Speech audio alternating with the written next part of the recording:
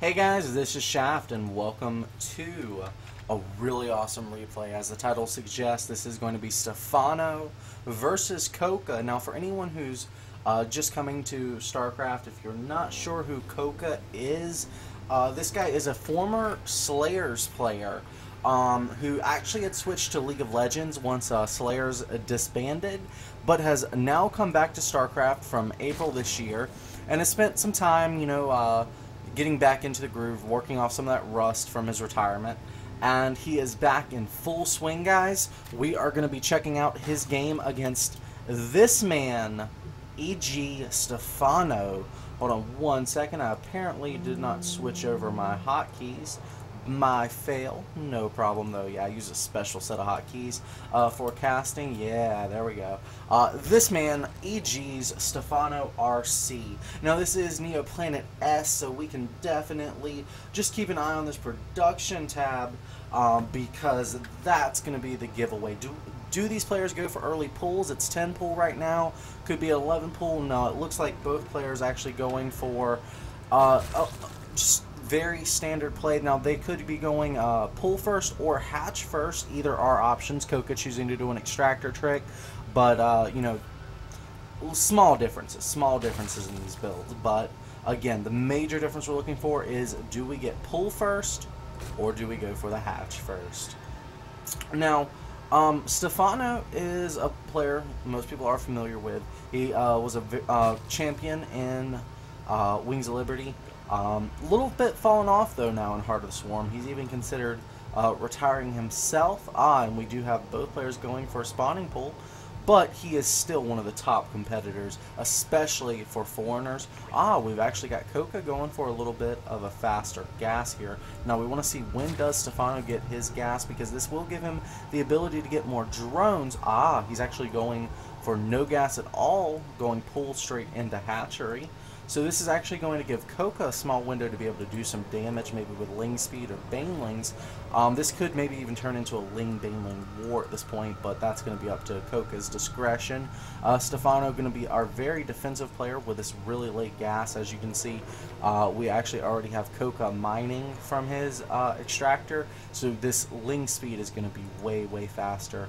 Or he may even switch into roaches. Who knows? He's got a lot of options here in front of him. But we're just keeping an eye here on the production tab. We finally got that gas coming for Stephano now a lot quicker. Well, actually, these players are spot on hatch for hatch. So really all this no gas has done for Stephano is allowed him to eke out a couple more drones. Actually, 2 drones exactly. It's 13 to 15 at this point. And here's that Ling Speed. So basically, if Coca can kill off roughly 2 drones, he will be even with his opponent. Now we do have one guy left in the extractor. That's going to mean light Baneling defense. He won't be able to withstand too much. Luckily, Stephano has not gone any kind of gas, so I really don't think we're going to be seeing Banelings out of him either. So let's see where this goes. 6 Lings on the way now for Coca. He's going to be super aggressive. Most players only make 4, but sometimes 6 is a good number, because then you can overwhelm your opponent with a 4. And we've already seen that Stephano has been playing super greedy, so we'll have to see how many Lings he decides to make as well. 2 Lings actually coming out now for Stephano. Wow. Okay, so income tab, we actually have a huge lead right now for Stephano. He has 9 harvesters ahead of his opponent, and actually has more gas income now because his opponent is still only on 1 guy on that extractor. Now we actually have both players hitting injects very, very well. Stephano very much known for his macro. Perfect. Oh my god. Oh, wait, maybe not so perfect. 3? 3 energy. That's really not too big of a deal. And boom, come on Coca, show us that same kind of macro. Actually, no, he's letting his slip a little bit. Actually, he's even going for creep spreadage. Awesome, now we have a huge wave of Lings coming for Coca. He's actually doing a pretty big Ling all-in. Really smart of Stephano here to go ahead and mineral wall past his queens, and now using his drones as part of his wall. He wants to basically delay this as long as possible until he can get some kind of defense. More Lings are on the way. Baneling Nest just finishing up now as well. Actually, both of these players getting Baneling Nest. However, Coca is slightly slower simply due to only having, well, no, 2 guys on this extractor now. Now, we do have a Ling advantage for Stephano as well as a 6 supply lead, chasing his opponent all the way home. He's got to be careful not to run into Banelings. There are 3 on the way, but he has no idea. Oh, we're actually going to see Baneling aggression now as a follow-up. Stephano putting on or his opponent's shoes, really. Okay, and we even have some really nice micro here by Stephano targeting down these drones as the Lings and Banelings are occupied. But be careful not to lose those Lings to Banelings, and he does, but the Banelings are showing up. Now he's actually going off his opponent's Lings, going to go ahead and finish off these drones. Okay, it looks like this Baneling may get picked off. Yeah, there we go. Alrighty, so let's take a look at the damage done right now. 8 workers were killed by Coca, 7 by Stephano, but that still puts Stephano on a 15 harvester lead. At this point, if he just makes nothing but like defensive decisions, he is a great contender for this game because his opponent is required to put on the pressure, as he is doing right now with these Lings. Let's see if he can kill off a couple of more drones. Actually, he's already killed off 1 more now, but he's cost himself a lot of Lings. Maybe he can get another one here. No, he does not. That drone barely getting away, but Baneling's coming in. This could be dire. Oh, wow, nice splits here by Stephano, but is it enough? Yeah, 4 drones going down there. Wow. But still, Stephano holding like a boss. 26 harvesters, 26 harvesters. We have reached an equalization point. Coca can now just lay off the aggression and stay in this game. That's why Stephano needed to play a little more defensive. He was already very far ahead of his opponent. Roach Warren on the way now for Coca. I'm interested to see what he's going to do with this, though. Maybe he's just going to go straight into more of a macro game himself now. But we got a little bit of Ling poking here from Stephano, even killing off a couple of Banelings.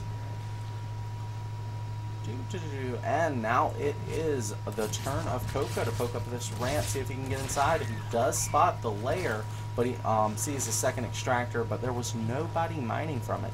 He is aware now that there are 4 gases, so he should know that these Mutalisks are on the way.